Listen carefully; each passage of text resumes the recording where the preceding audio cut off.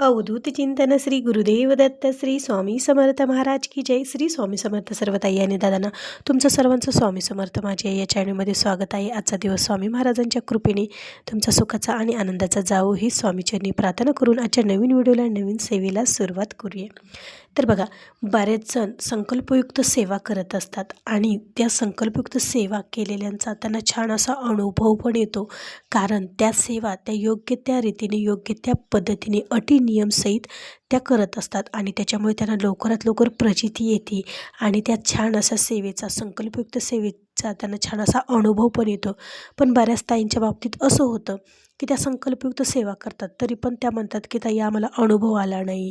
असं का बरं? आमच्याच बाबतीत असं का होतं? काही जणांना तर खूप लवकर अनुभव येतो. असं बऱ्याच जणांच्या बाबतीत घडत असतं. तर आजच्या या व्हिडिओमार्फत जाणून घेऊया की संकल्पयुक्त सेवा करूनही अनुभव का येत नाही आणि या सेवेबरोबरच कोणत्या सेवा केल्या तर तुम्हाला त्याचा अनुभव येणार आहे.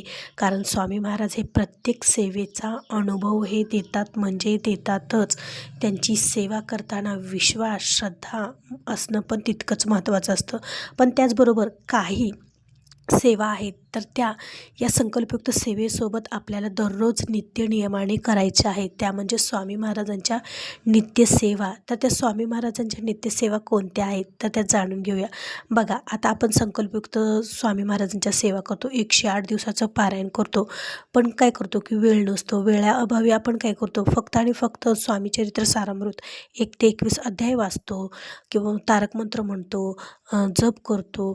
पण स्वामी महाराजांची नित्यसेवा करायला आपण विसरतो. हीच आपल्याकडून मोठी चूक होते आणि त्याच्यामुळेच या चुकीमुळेच आपल्याला पाहिजे तो अनुभव येत नाही. आता बघा, स्वामी महाराजांची नित्यसेवा म्हणजे काय? आता जो कोणी स्वामी महाराजांच्या सेवेमध्ये आहे, सेवा करतो, त्यांना स्वामी महाराजांची नित्यसेवा म्हणजे काय हे सांगण्याची गरज नाही. पण जो कोणी नवीन आहे तर त्या ताईंना त्या दादांना हे जाणून घेणं खूप महत्त्वाचं आहे.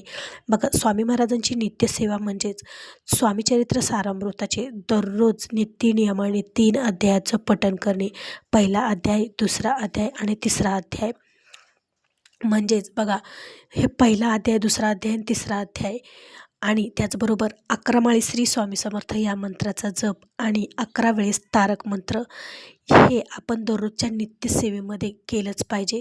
त्याचबरोबर पंचमहायज्ञ हा करावाच लागतो. त्याचबरोबर कालभैरव अष्टकाचं पठण किंवा श्रवण हे दररोज संध्याकाळी करायलाच पाहिजे.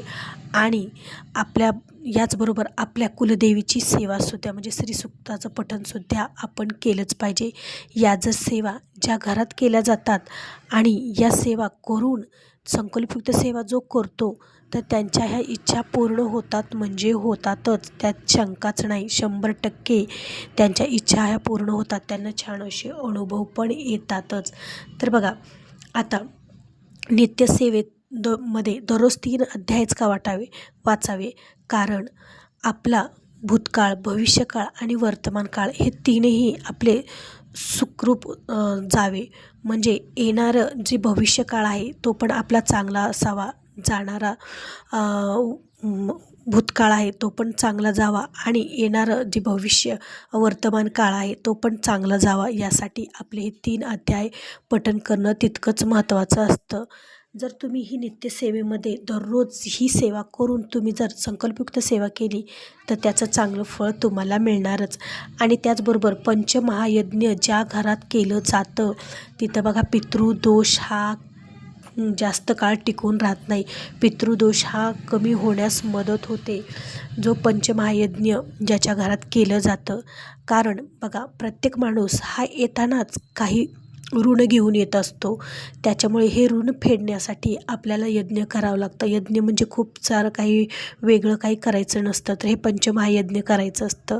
त्याच्यामध्ये ऋण असतं, ऋषी ऋण असतं, भूत ऋण असतं, त्याचबरोबर मनुष्य ऋण असतं. असे वेगवेगळे ऋण असतात आणि हे ऋण आपल्याला दररोज या पंचमहायज्ञ करून आपल्याला फेडायचे असतात. तर ते कसे करायचे असतात? बघा, दररोज सकाळी काय करायचं असतं, ज्यावेळेस आपण आंघोळ केल्या स्वयंपाकाला सुरुवात करतो तर सर्वात आधी एक कागद घ्यायचा, त्याला तूप लावायचं आणि तो गॅसवर पेटवायचा. त्याला म्हणतात देवयज्ञ.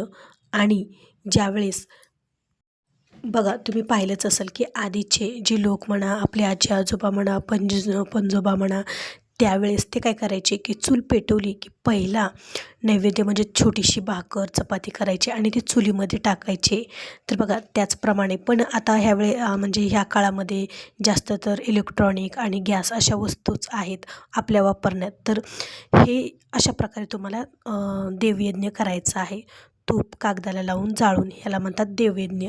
त्याचबरोबर पितृयज्ञ म्हणजेच काय करायचं आहे, तुम्हाला कावळ्याला घास द्यायचा आहे. बघा दुपारी 12च्या नंतर तुम्ही गच्चीवर म्हणा, स्लॅबवर म्हणा किंवा तुमच्या पत्र्यावर म्हणा, कावळ्यासाठी एक घास तुम्हाला काढून ठेवायचा आहे. जेणेकरून आपले पितरांच्या स्मरणार्थ ही सेवा आपल्याकडून होऊन जाते आणि पितरांचा आशीर्वाद आपल्यासोबत सदैव राहतो. याला म्हणतात पितृयज्ञ. त्याचबरोबर ऋषीयज्ञ म्हणजे काय बघा, गाईला घास देणे. बघा आता प्रत्येक खेडेगावामध्ये अशी पद्धत आहे की सर्वात आधीचा घास गाईला दिला जातो. म्हणजे आता बघा आपल्या सिटीमध्ये जे लोक राहतात तर त्यांच्यापाशी गाईला दररोज घास देणं त्यांना शक्य होत नाही. तर तुम्ही काय करायचं, महिन्यातून एकदा तरी केंद्रात जातच असाल. केंद्रात गेल्यानंतर तिथं गाईच्या सेवेसाठी म्हणून दानधर्म केले जातात. तर तुम्ही तिथं तुमच्या यथाशक्तीनुसार जे काही तुम्हाला शक्य होईल ते दानधर्म पेटीमध्ये टाकू शकता किंवा दररोजचा 1-1 रुपया अशा पद्धतीने 30 रुपये तुम्ही दानधर्म म्हणून गाईला देऊ शकतात. किंवा गाईला काहीतरी घास म्हणून गवत म्हणा, अशी वैरण म्हणा, तुम्ही गाईला खाऊ घालू शकतात. याच्याने पण तुम्हाला तुमच्याकडून हे ऋषीयज्ञ होऊ शकतो. आणि बघा ज्यांच्या घरामध्ये गाय आहे त्यांच्याकडून दररोज ही सेवा होते, गाईला घास चारला जातो, त्यांच्यासाठी तर हे खूप छान आहे. त्याचबरोबर भूतयज्ञ. आता भूतयज्ञ म्हणजे बघा मुंग्याला साखर किंवा पीठ घालणे. आता आपल्या घरामध्ये काय असतं की एका साईडला कोपऱ्यामध्ये काळ्या मुंग्या असतात. तर त्या मुंग्यांना आपल्याला साखर किंवा पीठ टाकायचं आहे. याने काय होतं, याला म्हणतात भूतयज्ञ. अशा प्रकारे आता येतं म्हणजे 5वं मनुष्ययज्ञ. मनुष्ययज्ञ म्हणजे बघा आपल्या घरामध्ये कोणीतरी नवीन व्यक्ती येतो किंवा लहान मुलं येतात, तर त्यांचा योग्य तो आदर करून त्यांना घरी आल्यानंतर चहा पाण्यास विचारायचं किंवा लहान मुलं असतील तर त्यांना एखादं चॉकलेट द्यायचं. याच्याने आपल्याकडून मनुष्ययज्ञ घडला जातो. जर हे 5 यज्ञ जर तुमच्या घरात दररोज नित्यनियमाने घडत असतील तर बघा तुम्हाला कसलाही पितृदोष तुमच्या घरामध्ये राहणार नाही. पितरांची तुमच्यावर कृपा राहील आणि जे काही तुम्ही हाती काम घेतलेलं आहे त्या कामामध्ये तुम्हाला नक्की यश येईल. त्याचबरोबर सायंकाळच्या टायमिंगला तुम्हाला कालभैरव अष्टक म्हणायचं आहे.